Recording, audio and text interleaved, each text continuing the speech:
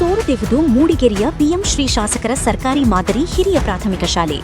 ಕಳೆದ ವರ್ಷವಷ್ಟೇ ಉದ್ಘಾಟನೆಗೊಂಡ ಹೊಸ ಕಟ್ಟಡದಲ್ಲೇ ನೀರು ಸೋರಿಕೆ, ಪ್ರಶ್ನೆಗೊಳಗಾದ ಕಾಮಗಾರಿ ಗುಣಮಟ್ಟ. ವಿದ್ಯಾರ್ಥಿಗಳ ಭವ್ಯ ಭವಿಷ್ಯದೊಂದಿಗೆ ಚೆಲ್ಲಾಡುತ್ತಿರುವ ಕಳಪೆ ಕಾಮಗಾರಿಗಳ ಹಾವಳಿ.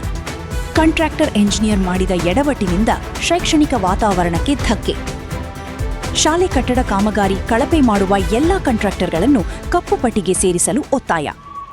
ಎತ್ತಿಗೆ ಜ್ವರ ಬಂದ್ರೆ ಎಮ್ಮೆಗೆ ಬರೆ ಕೊಡ್ತಾ ಇದ್ರಂತೆ, ಅದೇ ರೀತಿ ಇಲ್ಲಿ ಕಾಂಟ್ರಾಕ್ಟರ್ ಮಾಡಿದ ತಪ್ಪಿಗೆ ವಿದ್ಯಾರ್ಥಿಗಳು ಹಾಗೂ ಶಿಕ್ಷಕರು ಶಿಕ್ಷೆ ಅನುಭವಿಸುವಂತಾಗಿದೆ. ಹೌದು, ಮೂಡಿಗೆರೆ ಪಟ್ಟಣದ ಹೃದಯ ಭಾಗದಲ್ಲಿರುವ ಪಿಎಂ ಶ್ರೀ ಸರ್ಕಾರಿ ಮಾದರಿ ಹಿರಿಯ ಪ್ರಾಥಮಿಕ ಶಾಲೆಯಲ್ಲಿ ಪ್ರಾರಂಭದ ಮಳೆಗೆ 2 ಕೊಠಡಿಗಳಲ್ಲಿ ಮಳೆ ನೀರು ಸೋರ್ತಾ ಇದೆ. ಮಳೆ ಏನಾದರೂ ಹೆಚ್ಚಾಗಿದ್ರೆ ವಿದ್ಯಾರ್ಥಿಗಳು ಈಜಿಕೊಂಡೇ ಹೋಗ್ಬೇಕಿತ್ತೇನೋ. ಇಲ್ಲಿ ನೋಡಿ, ಇದು ಪಿಎಂ ಶ್ರೀ ಶಾಲೆ ಹಳೆ ಕಟ್ಟಡ. ಇಲ್ಲಿ ಆಂಗ್ಲ ಮಾಧ್ಯಮ 6ನೇ ತರಗತಿ ನಡೀತಿತ್ತು.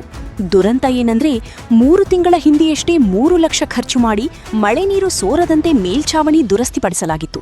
ಆದ್ರೆ ಕಳಪೆ ಕಾಮಗಾರಿಯಿಂದ ಪ್ರಾರಂಭದ ಮಳೆಗೆ ಹೆಂಚುಗಳೆಲ್ಲ ಹಾರಿ ಹೋಗಿದೆ.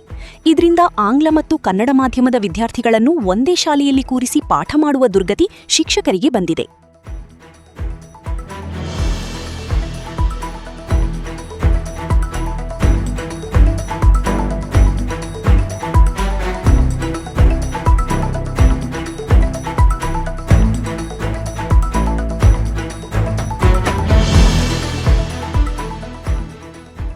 ಇದು ಪಿಎಂ ಶ್ರೀ ಶಾಲೆ ಹೊಸ ಕಟ್ಟಡ. 28 ಲಕ್ಷ ರೂಪಾಯಿ ವೆಚ್ಚದಲ್ಲಿ ಕಳೆದ 3 ವರ್ಷದ ಹಿಂದೆ ಕಟ್ಟಡ ನಿರ್ಮಾಣವಾಗಿ ಕಳೆದ ವರ್ಷ ಉದ್ಘಾಟನೆಗೊಂಡಿತ್ತು. ಕಾಮಗಾರಿ ಕಳಪೆಯಾಗಿದ್ದರಿಂದ ಆರಂಭದ ಮಳೆಗೆ ಕೊಠಡಿಯಲ್ಲಿ ನೀರು ಸೋರ್ತಾ ಇದೆ. ಇಲ್ಲೂ ಕೂಡ ಆಂಗ್ಲ ಮಾಧ್ಯಮ 7ನೇ ತರಗತಿ ನಡೆಯುತ್ತಿತ್ತು. ಇದೀಗ ಆಂಗ್ಲ ಮತ್ತು ಕನ್ನಡ ಮಾಧ್ಯಮದ ವಿದ್ಯಾರ್ಥಿಗಳನ್ನು ಒಂದೇ ಕೊಠಡಿಯಲ್ಲಿ ಕೂರಿಸಿ ಪಾಠ ಮಾಡಲಾಗುತ್ತಿದೆ. ನಾನು 6ನೇ ಕ್ಲಾಸು. ನನ್ನ ಹೆಸರು ಆಕಾಶ್ ಅಂತ. ಅವತ್ತು ಜೋರಾಗಿ ಮಳೆ ಬರ್ತಿತ್ತು, ಗಾಳಿ ಬರ್ತಿತ್ತು. ಅವಾಗ ಹಂಚು ಹೊಡೆದೋಗಿ ನೀರೆಲ್ಲ ಸೋರ್ತಿದೆ. ನಮಗೆ ಕೊಠಡಿಯಲ್ಲಿ ಕೂರೋಕ್ಕೆ ಹಿಂಸೆ ಆಗ್ತಿದೆ. ಮತ್ತು ಕನ್ನಡ ಮೀಡಿಯಮ್, ಇಂಗ್ಲೀಷ್ ಮೀಡಿಯಮ್ ಎಲ್ಲ ಒಟ್ಟಿಗೆ ಕೂತಿದ್ದೀವಿ. ಮತ್ತು ನಮಗೆ ರೂಮಿನ ಸಮಸ್ಯೆ ಆಗಿದೆ, ಅದಕ್ಕೆಲ್ಲರೂ ಒಟ್ಟಿಗೆ ಕೂರಿಸಿದ್ರು, ಇಂಗ್ಲೀಷ್ ಮೀಡಿಯಮ್, ಕನ್ನಡ ಮೀಡಿಯಮ್ಮ. ನನ್ನ ಹೆಸರು ಸ್ಕಂದನ್. ನಾನು 7ನೇ ತರಗತಿಯಲ್ಲಿ ಓದ್ತಿದ್ದೀನಿ. ನಮ್ಮ ಸ್ಕೂಲ್ ಹೆಸರು GMMHPS. ಸರ್, ನಮ್ಮ ಸ್ಕೂಲು ಮಳೆ ಬಂದು ಹಂಚಾರೋಗಿದೆ. ಮತ್ತು ನಾವೆಲ್ಲ ಕನ್ನಡ ಮೀಡಿಯಮ್, ಇಂಗ್ಲೀಷ್ ಮೀಡಿಯಮ್ ಅವರೆಲ್ಲ ಒಟ್ಟಿಗೆ ಕೂತ್ಕೊಂಡು ಪಾಠ ಕಲಿತಿದ್ದೀವಿ. ನಮಗೆ ತುಂಬ ಹಿಂಸೆ ಆಗ್ತಿದೆ ಸರ್. ಅವರಿಗೆ ಬೇರೆ ಪಾಠ, ನಮಗೆ ಬೇರೆ ಪಾಠ. ಈ ಇಂಗ್ಲೀಷ್ ಮೀಡಿಯಮ್, ಕನ್ನಡ ಮೀಡಿಯಮ್ ನಡೀತಿರೋಂಥ ಸಾಲ ಈಗ ಇಂಗ್ಲೀಷ್ ಮೀಡಿಯಮೇ ಬೇರೆ ಕಡೆ ಅನಿಸುತ್ತೆ, ಕನ್ನಡ ಮೀಡಿಯಮೇ ಬೇರೆ ಕಡೆ ಅನಿಸುತ್ತೆ. ಈಗೆಲ್ಲ 2 ಒಟ್ಟಿಗೆ ಮಾಡುವಂಥ ಪರಿಸ್ಥಿತಿ ಬಂದಿದೆ ಸರ್. ಇದನ್ನು ತಕ್ಷಣ ಶಾಸಕರು ಇದನ್ನು ಗಮನ ಹರಿಸಬೇಕು. ಇದು ಶಾಸಕರ ಮಾದರಿ ಶಾಲೆ. ದಯಮಾಡಿ ಇದ್ರ ಬಗ್ಗೆ ಹೆಚ್ಚಿನ ಗಮನ ಹರಿಸಬೇಕು. ಇಲ್ಲಿ ಓದ್ತಿರೋ ಮಕ್ಕಳು ಪ್ರತಿಯೊಬ್ಬರು ಬಡ ಮಕ್ಕಳು.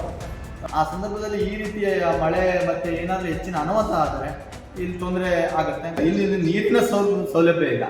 ಇಲ್ಲಿ ಸಾಮಾನ್ಯ ಒಂದು 300 ಮಕ್ಕಳಿದ್ದಾರೆ. 300 ಮಕ್ಕಳಿಗೆ ಪ್ರತಿನಿತ್ಯ ಅಡಿಗೆ ಮಾಡಲಿಕ್ಕೆ ಸಮಸ್ಯೆ ಇದೆ. ನೀರೇ ಇಲ್ಲ, ಕುಡಿಲಿಕ್ಕೆ ನೀರೇ ಇಲ್ಲ, ಶೌಚಾಲಯಕ್ಕೆ ನೀರಿಲ್ಲ, ಯಾವುದೇ ವ್ಯವಸ್ಥೆಗಳು ಇಲ್ಲ. ಸರ್ಕಾರಿ ಶಾಲೆಯಲ್ಲಿ ಓದಿಸಿ ಅಂತಾರೆ, ಆದರೆ ಸರ್ಕಾರಿ ಶಾಲೆಯಲ್ಲಿ ಸವಲತ್ತುಗಳೇ ಇಲ್ಲ ಅನ್ನೋ ಪರಿಸ್ಥಿತಿ ಆಗಿದೆ. ಮಾನ್ಯ ದಂಡಾಧಿಕಾರಿಗಳಿಗೂ ನಾವು ಮೊನ್ನೆ ಹೋಗಿ ಶಾಲಾ ಶಿಕ್ಷಕರು ಹಾಗೂ ನಮ್ಮ SDMC ಅಧ್ಯಕ್ಷರುಗಳು ಹೋಗಿ ಮನವಿ ಸಲ್ಲಿಸಿದ್ರು. ಅವರು ಕೂಡ ಕುಡಿಯೋ ನೀರಿನ ಬಗ್ಗೆ ಇನ್ನೂ ಗಮನ ಹರಿಸಿಲ್ಲ. ಇನ್ನು ಇದೇ ರೀತಿ ಆದರೆ HM ಹೇಳ್ತಾ ಇದ್ರು, ನಾವು ಬಿಸಿ ಊಟದ ವ್ಯವಸ್ಥೆಗಳನ್ನು ನಿಲ್ಲಿಸಬೇಕಾಗತ್ತೆ ಅನ್ನೋ ಪರಿಸ್ಥಿತಿ. ಆದರೆ ಅನಿವಾರ್ಯ ಆಗಿದೆ. ಯಾಕಂದರೆ ನೀರು ಇಲ್ಲದಿದ್ದರೆ ಹೇಗೆ ಮಾಡೋದು? ನೀವೇ ಇದನ್ನು ಕೂಡಲೇ ಗಮನಕ್ಕೆ ತರಬೇಕು. ನೀವು ನಿಮ್ಮ ಮಾಧ್ಯಮದ ಮುಖಾಂತರ ಇದನ್ನು ಗಮನಕ್ಕೆ ತರಬೇಕು ಅಂತ ನಾನು ಕೇಳ್ಕೊಳ್ತೇನೆ. ಹೌದು, ನಾನು ಅಲ್ಲಿ ಶಾಲೆಗೆ ಭೇಟಿ ನೀಡಿದಂಥ ಸಂದರ್ಭದಲ್ಲಿ ಶಿಕ್ಷಕರು ಕೂರಿಸಿದ್ರು. ಈಗ ಮಳೆ ಪ್ರಾರಂಭ ಆಗೋದ್ರಿಂದ ಸ್ವಲ್ಪ ಅಲ್ಲಿ ಸೋರಿಕೆ ಕಂಡು ಬರ್ತಾ ಇದೆ. ಸೊ ಅದು ನಮ್ಮ ಗಮನಕ್ಕೆ ತಂದಿದ್ದಾರೆ ಕೂಡ. ಈಗ ನಾವು ಕೂಡ ಪ್ರತಿನಿತ್ಯ ಕೂಡ ಇಂಥ ಒಂದು ಶಾಲೆಗಳು ಯಾವೆಲ್ಲ ಕಂಡು ಬರುತ್ತೆ ಇದನ್ನು ಆಲ್ರೆಡಿ ಈಗ ನಮ್ಮ ಡಿಪಾರ್ಟ್ಮೆಂಟ್ಗೆ ನಾವು ವರದಿಯನ್ನು ಪ್ರತಿದಿನದ ಒಂದು ವರದಿಯಲ್ಲಿ ನಾವು ಕೊಡ್ತಾ ಇದ್ದೀವಿ ಮಾಹಿತಿಯನ್ನು. ಹಾಗಾಗಿ ಅದನ್ನು ಕೂಡ ಈ ದುರಸ್ತಿ ಒಳಗೆ ಸೇರಿಸ್ಕೊಳ್ಳುವಂಥ ಒಂದು ಪ್ರಯತ್ನವನ್ನು ಮಾಡ್ತೀವಿ. ನೋಡಿದ್ರಲ್ಲ, ಇಲ್ಲಿ ಗುತ್ತಿಗೆದಾರರು ಹಾಗೂ ಇಂಜಿನಿಯರ್ ಮಾಡಿದ ತಪ್ಪಿಗೆ ವಿದ್ಯಾರ್ಥಿಗಳು ಹಾಗೂ ಶಿಕ್ಷಕರು ಸಂಕಷ್ಟ ಎದುರಿಸುವಂತಾಗಿದೆ.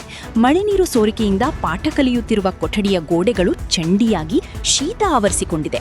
ಗೋಡೆಯೊಳಗೆ ವಿದ್ಯುತ್ ತಂತಿ ಅಳವಡಿಸಿದ್ದರಿಂದ ಶಾರ್ಟ್ ಸರ್ಕ್ಯೂಟ್ ಆಗಿ ಅವಘಡ ಸಂಭವಿಸುವ ಸಾಧ್ಯತೆ ಇದೆ. ಹಾಗಾಗಿ ಕೂಡಲೇ ಕೊಠಡಿಗಳ ದುರಸ್ತಿಗೆ ಕ್ರಮ ಕೈಗೊಳ್ಳಬೇಕು. ಜೊತೆಗೆ ಶಾಲೆ ಕೊಠಡಿಯನ್ನು ಕಳಪೆಯಾಗಿ ನಿರ್ಮಾಣ ಹಾಗೂ ದುರಸ್ತಿಪಡಿಸಿದ ಯಾವುದೇ ಗುತ್ತಿಗೆದಾರರಿರಲಿ ಅವರನ್ನು ಕಪ್ಪು ಪಟ್ಟಿಗೆ ಸೇರಿಸಬೇಕೆಂಬುದು ಪೋಷಕರ ಹಾಗೂ SDMC ಸದಸ್ಯರ ಆಗ್ರಹವಾಗಿದೆ.